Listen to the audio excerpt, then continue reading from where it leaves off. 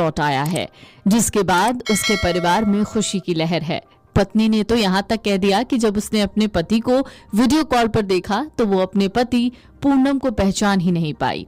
इस बीच पूनम साहू के परिवार में इस कदर खुशी का माहौल है कि लोग एक दूसरे को मिठाइयां खिला रहे हैं और पूनम साहू की पत्नी ने प्रधानमंत्री मोदी को धन्यवाद दिया और कहा कि मोदी है तो मुमकिन है।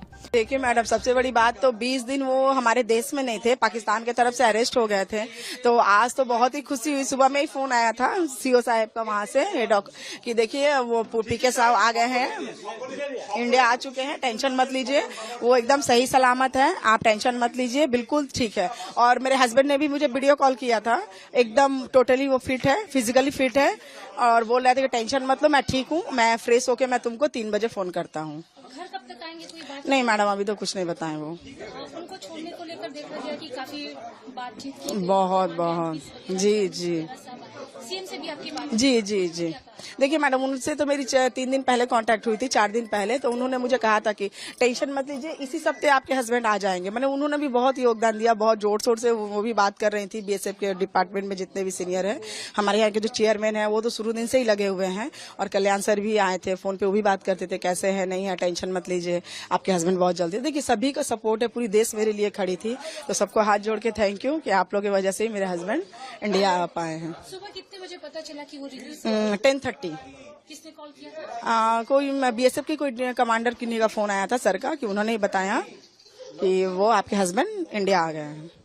जी। कोलकाता आने के लिए या दिल्ली वो कब तक पहुंच रहे हैं, ऐसा कुछ बताया? नहीं, अभी तो उन्होंने कुछ नहीं बताया। अब उन्होंने कहा कि मेरे हस्बैंड वीडियो कॉल किए थे, बात हुई उनसे, उन्होंने कहा वेट करो, मैं 3 बजे फिर फोन करता हूँ। क्या लग रहा है कि जिस वक्त वो गए थे वो हालत और अभी उनकी कैसी है? देखिए थोड़ी तो वीकनेस हुई होगी, 22 दिन वो बाहर अलग स्टेट में थे, ऐसे वो तो ठीक ही दिख रहे थे, ऐसी कोई बात नहीं है, फिजिकली वो फिट है।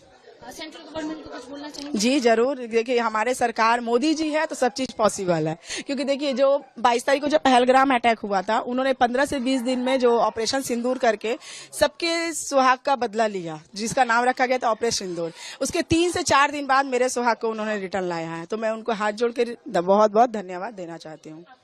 मेरा नाम रजनी साहू। लेकिन क्या आपको पता है कि बीएसएफ जवान की पाकिस्तान की कैद से लौटने के बाद कुछ प्रोटोकॉल्स हैं जिसका पालन उन्हें करना होगा। ऐसे में कई सवाल लोग पूछ भी रहे हैं कि क्या पाकिस्तान की कैद से लौटे बीएसएफ जवान की नौकरी चली जाएगी। तो चलिए हम आपको बताते हैं कि इसके लिए प्रोटोकॉल क्या हैं।